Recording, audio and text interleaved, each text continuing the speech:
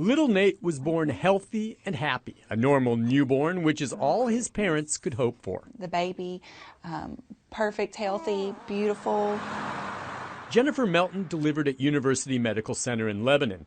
Not long after the birth, her newborn went for what Melton thought would be a routine physical.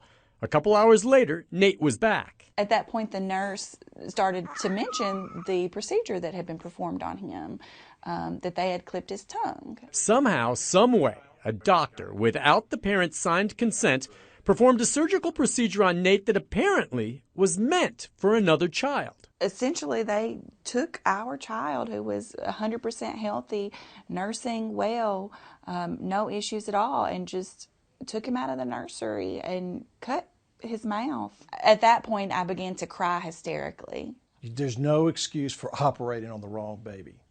None. Melton's attorney, Clint Kelly, says the doctor performed a frenulectomy. That's cutting a flap of skin from under the child's tongue. It can be an uncomfortable procedure for the baby. But little Nate's tongue was normal. It's recklessness. There's no excuse for cutting on a healthy child. There's no excuse for mixing babies up in a hospital.